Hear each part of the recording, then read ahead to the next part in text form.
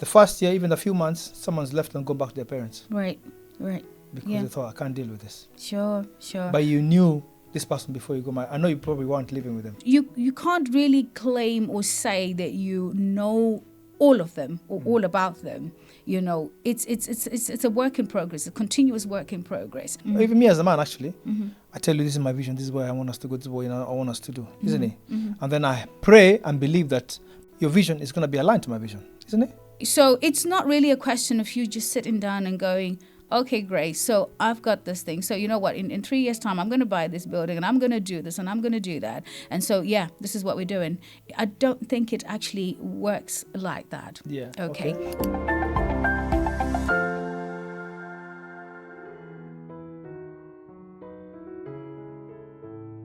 Hello, welcome again. Welcome to our program. Welcome to Let's Talk Marriage, the podcast. Thank you for joining. Thank you for tuning in. Thank you for subscribing. We have a great guest today. She's been here before. I couldn't help myself. I had to get her back again. You know, she's a great woman of God, good friend of mine. Firm in the word, you know, she knows all things marriage and everything else. She's good to go, man. You know, I love this lady. Duchess. Let me just address you. Hello, Duchess. Hello, Chris. How are It's ya? good to be back. Yeah. The Duchess is definitely Yeah. back. And you look great. Thank you so much. Yeah. I do my bit. I I do know. my bit for the royal space. Yeah, it's a bit early, but you it's- made it. I did. I mean, I want to call myself a morning person, but I don't know if I'm this early morning person. But all the same, it's good to be back. It's been a while, Yeah. you know, since we had some conversation. And last time we did like 3 excited. episodes and they were really, you know, they did Yes, well, we yeah. did. Yes, we did. So I'm excited for the conversation today. You know, let's see where we go. Let's see what we do. Yeah, let's see how we get on. you know? We're- But I just wanted to just put out a disclaimer out there. I don't want the viewers to think that I know everything about marriage. It's just I'm passionate about the topic, and so I do my best, to understand what this whole marriage institution is about, and I try and give my best of that, But I'm also a work in progress. Been at it for 29 years, Oh. but just still learning. You never stop learning.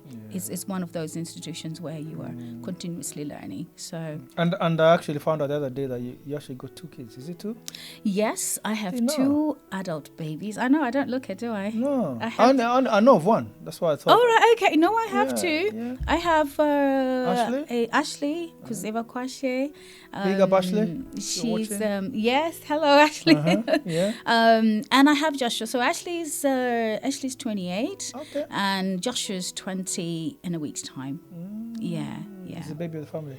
He's the baby. He's my baby. Okay. Yeah, Good. but Good, who nice to knows? meet you. Who knows where this journey will take us? Maybe Ashley and Josh might have a little sibling.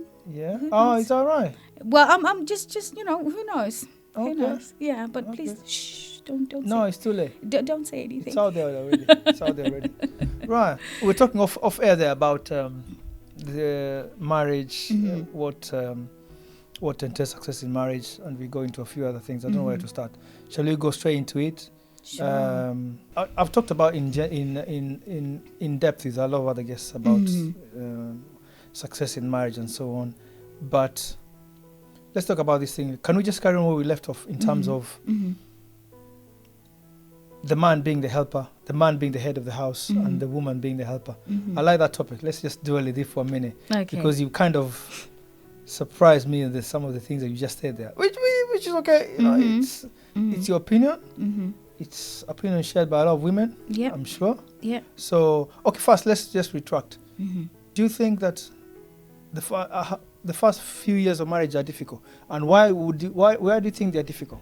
Given that you've dated the person before, you kind of know what they're like, you kind of know what you're getting into, and then you get into this marriage. Because I found a few people I know, especially a few, the first year, even a few months, someone's left and gone back to their parents Right. because Yeah. they thought, I can't deal with this. Sure. But you knew this person before you go married. I know you probably weren't living with them, but what were your expectations? Were you thinking this is, I don't know, what did you think it was? And suddenly you go into it and you realize, hello, what's this? Yeah. And then some people stick it out, some people don't. Yeah. So why is it so difficult the first few years of marriage? I like the word that you used there. You kind of know the person. So I just want to underline that word. So you've given it away. You're basically saying, I think I know them. Not quite sure, but let's see how it goes. Yeah. So you never, in the course of dating someone in a relationship, you get into courting, and then obviously you end up getting married. You can't really claim or say that you know all of them or all about them. It's a work in progress, a continuous work in progress. The grace that you see during dating or courtship is a different grace that you see once we get into marriage. Yeah. Because when we're dating, I want to present a certain kind of persona. I'm always, looking good, glammed up and all that. Glammed up, say it right. I don't raise my voice. I'm always smiling. So I'm keeping it real like that because I want to keep this relationship. I want to keep Chris. So I'm going to be at my best. But once we get into marriage, I'm relaxed now. I'm gonna take my shoes off. I'm gonna take the wig off, and now we get into the real stuff. So while we've been courting, you go back to your place, I go back to my place. We've never really known what it is to live together, right? So that's what makes it difficult, or what those are some of the challenges that you get once you then get into marriage, because then now you're adjusting to each other. You are learning to live together. You've never lived together before. So this is a new it's a new place for you. And now I then start to discover some of Chris's habits, or that were never evident, or that you protected, you never really exposed while we were dating. And so discovering those things, adjusting to everything. I'm also not just adjusting to you, living with me, but when you come with the package called family. You come with a package called friends, your career, your dreams, your aspirations. There's a whole lot of stuff. So all those things then get us into that space where we are struggling, initially. So I think the first 5 years, really, we are kind of setting or laying the foundation, setting the rhythm of how we are going to do this relationship, And sometimes, like you rightly said, some people struggle. Some really do, while others actually just take that opportunity to allow that learning process. Like, let me get to know this person. Because, it's commitment, isn't it? We're after commitment. We're not getting into marriage to just see how it goes. We're thinking long term. So I'm going to do my best. I've got to be accommodating. I've got to be compromising, because that's what is required. And just do my best to make the marriage work. Yeah. So, okay, brings me up to the next point. So, if that's the case, so when you meet up, when you're dating, obviously, you set your stall out. By that I mean, you as a woman, or even me as a man, actually, I tell you, this is my vision, this is where I want us to go, this is what I want us to do, isn't it? And then I pray and believe that my vision, or rather, your vision is going to be aligned to my vision, isn't it? Okay. Yeah, because that's how I look at your vision, because we have to have one vision. This is where I think the submission that we're talking about comes in, because I asked you earlier, why do women find it hard to submit? And then you said, what are they submitting to? You gotta give me something to submit to. So I've given you a vision. This is the vision, this is where we're going. I'm driving this car in this direction. So you're gonna come with me, and I'm gonna steer like this, and you're gonna kind of either help me steer or sit there and we go in that direction. I can't be steering like this, and then you wanna hold the steering and steer it in a different direction. No, because that's not gonna work. We're gonna have an accident. That's not gonna work. So that's my vision. I've given you my vision. I've set my stall out. I've told you this is where we're going, Grace. Right. And you support me in this vision. Okay. So that's where the submission, I think, comes in, because actually that conversation I've also had with someone else, and they've said to me, give me a vision then and let me help you with it. As your helper, I need to help you with this vision that you've given me. With this. Right. So do you not think that is that a reason for people to submit or not? Or you're gonna tell me, oh no, Chris, yeah, this is my vision too. I want to go to school. I want to do this. No, honey, we're doing this one. Chris is saying we're doing this, but Grace is telling me this. So Okay, so first of all, I just want to say I think it's important that we are clear that, I'm not coming to just support a vision blindly. Yeah. Okay. And it shouldn't really be your vision at the end. We have to come to a place where it's our vision. You probably might have this vision and I come in, and we have to merge something, because I think I'm a bit weary when you say my vision, you're coming to support my vision. The two become one. Yeah. And write the vision on a tablet, make it very clear. Yeah, that's what I've done. Okay. Set my stall out. Okay, so it's not really a question of you just sitting down and going, okay, great, so I've got this thing. So you know what, in 3 years' time, I'm going to buy this building and I'm going to do this and I'm going to do that. And so, yeah, this is what we're doing. I don't think it actually works like that. Yeah. Okay. Yeah. Because now you're not just thinking self. I'm now part of the program. Yes. Yeah. So in your vision, in your planning, you've now got to incorporate me. I've got to be incorporated and I've got to feel a part of that vision if I'm going to support it fully. Yeah. So while the idea may be yours, I think it's important that you sell this idea to me in such a way that I feel in part and parcel of that idea. So much so that I can support you wholeheartedly. Yeah. But if I'm just going into this thing to say, well, Chris is, he wants to be chief exec, in his organization in the next 5 years, and all we're doing is just doing everything possible to get Chris to that chief exec role. And then after you get to that place, then what? Where does that leave us? Where does that leave me? So I have no problem, with supporting a vision, but the vision has to be clear. I have to understand and how is it benefiting us as a family now, as a union. Yeah. Okay. I respect that. Some visions can be individual, and I want to talk about a career vision. Where you're taking. I appreciate you're in a different industry from where I'm at, and that's absolutely fine. But if things that are going to affect, well, I know your career will, but let's talk about where are we planning to live? Where are we going to live? Are we going to have a family? How are we going to raise our children? That kind of thing. We have to come to a place where we are all singing from the same hymn page. And as long as all that is clear, I think it should be easy. But those things you said for me to submit. Yeah, but the last few things you said, those are standard for any family, I would expect. And I expect that we talk about it even before we get married. Where are we going to live? How many kids are we going to have? Do you have enough money to support? How are we going to do the finances? Are you going to go 50-50? Who's going to pay rent? I expect that to be standard. Okay. Right. Mm-hmm. You want to say something? Yes, I was going to say, because I'm yeah. I'm itchy. Hold that thought. So you're saying, okay, those are standard. Okay, so you tell me that thing that's not standard. Let's talk about that. I was going to come to Let's talk about that. The not standard one is, we come into the relationship, we haven't got married, or we get married, and you know that I'm a photographer. Let me use photography. It might not sound like it's a money making, but it can be. I'm a photographer and I make all this money, so I've got that already.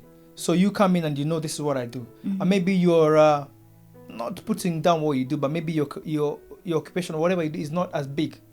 So I'll probably expect you to support me in what I'm doing, because this is what's gonna kind of put the bread on the table more.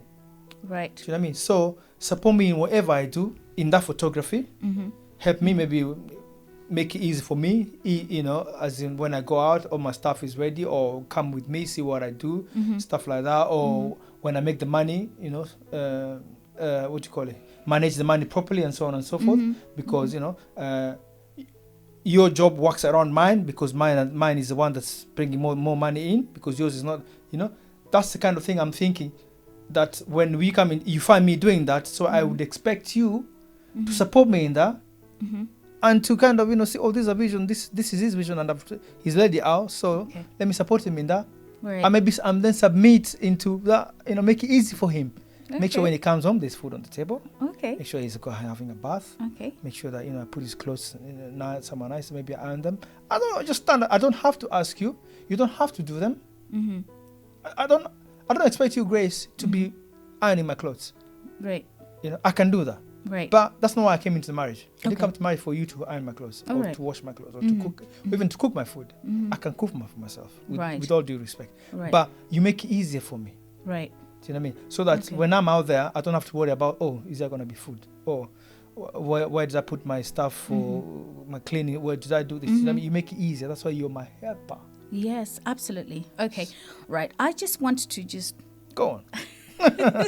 Go for it. You said quite a lot there. Yeah. Go on. But Sorry. I'm just concerned that I'm just a tad bit concerned that when you said that, because my vision, because what I'm doing is bigger than what you're doing. I think we might hit a stumbling block there, because we should be careful that we are not looking down. It's not an ego thing. I was going to say. At what I'm doing. You might be bringing in the bigger share, but my share is also equally important. It may be a half of what you're bringing, it may be a quarter, but it's equally important because I'm bringing it to the table. And when we put it together with your big chunk, it becomes something really tangible, something really significant, right? And what I've said before, and I'm going to say it again, is make this vision clear. Let this vision be about us. Yes, it's you who's forerunning, but it's got to be about us. I've got to feel a part and parcel of this. You've got to show me, You've got to show me how this thing is going to benefit us. Because now we are one. We are not two. So I need to know. You need to reassure me, that this vehicle, I want to use your words, this vehicle that you're steering, you're not going to land us up into a brick wall somewhere. We're not going to have an accident. I just need those reassurances. Make it clear to me. All right. And you, I think you, I'm just trying to remember all, the other bits that you said about, me supporting what you, that comes easy. That comes easy, and I think a lot of women will attest to that. Submitting is not difficult, as long as we are clear on what we're submitting to. And I want to just say that I think when how do I put this? Submission is easy, when the man knows his place. When he is fulfilling his role, knowing your role or your function in that relationship. When that is being fully articulated or being fully taken care of, it just makes it so much easier for the helpmate to come in and do what she is supposed to do, and that is to be a helper. So then, if you're saying make the vision clear, by the fact that I've told you, this is my job, this is my photography, this is what I do, and I make the money, so you make it easy for me. The money comes into the kitty, so we use it for the house, or we use it to do stuff and so on. Is that not clear enough? Is our vision not clear enough? This is what I'm doing, and this vision is actually benefiting the two of us.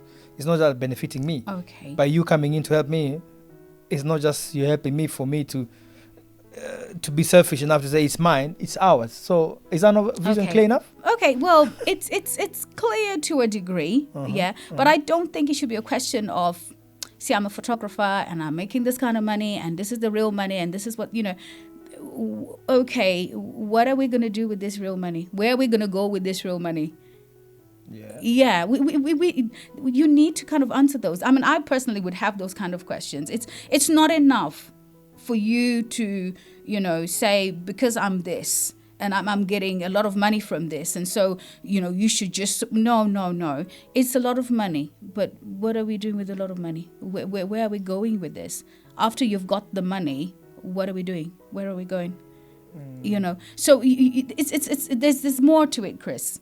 I'm not disrespecting that you have actually said, look, this is my course, this is this is what I'm making, but you need to be making it clear, because of this, look at this kind of money that we'll be able to make in this kind of period. And I'm thinking, once we get this kind of money, we can actually invest this money in this. Maybe we do this, but we channel the funds in this direction. Futuristic.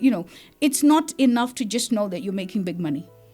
Yeah, but that's true. But okay, two things. Is that no way it starts in terms of you got to have the money, because I know in a lot of relationships, Mm-hmm. not having money causes a lot of stress and a lot of that brings a lot of stress in a relationship. It does. Big time. Mm-hmm. You know, so the fact that we've already seen that we can make money in this way, Mm-hmm. that's already opened the doors for us. That's already a trendsetter. That's already, we set the pace. Like, oh, okay, now we know the money is coming in, so everything else we work around how we're gonna use it. Mm-hmm. It becomes easy now, because now you already have the money. So if you're not the accountant of the house as a woman, then I'll be the accountant in terms of I'll account for it, I'll do this and I'll do that. But that is secondary. We need to first. I know a lot of women who say to me, the man has to be, I need someone who's financially stable. Not necessarily not necessarily they're going to be the one providing all the time as the man, but someone who I know that, you know what I mean, the finances we have, we're able to do something with them, and they have to kind of come from him in a way. I don't know. You know, a lot of women say that. So the fact that we already have that opening, that the photography or whatever I'm doing is what makes the money, we're halfway there. So everything else will just fit into place in terms of now the kids can have this, we can go to school, or we can save for this. That's what I think. I don't know. And and not many women will look at you if you haven't got money. Trust me. And I'm saying that I'm saying that to a lot of men out there. Right. A lot of women they're not interested. What do you do for, the first question, they're, hi, Chris. Oh, yeah, I'm Chris. What do you do for a living? Why does that matter? Yeah. Because they want to know how financially stable you are. If it's somebody. Yeah. There you go. So. Okay. Well, I'll just jump in there and say, absolutely, one of the things that I would be looking for in my man is financial stability. It's financial stability, it's emotional stability. Yes. Yeah, So I need to know that you are going to be able to sustain us, because I'm just going to go back and take you back again to, the holy book. Because I'm all about referencing. Absolutely. According to the word of God, you are the priest of the home. You are the prophet of the home. You are the king of the home. So you are the hunter. Adam was the hunter and Eve was the helper. So I need to be sure that you're going to be able to hunt, not just for me, but also for the family that we're going to raise together. If I have reason to believe that you will struggle or you're not capable, then I will be concerned about submitting my life or handing my life over to a man I'm not sure will be able to do what he is supposed to do in that relationship, So stability is a biggie. But I also just want to say that money, just money alone, and I'm hoping I'm not, keep going back to it. Money alone is not enough. Are you just bringing the money and then what?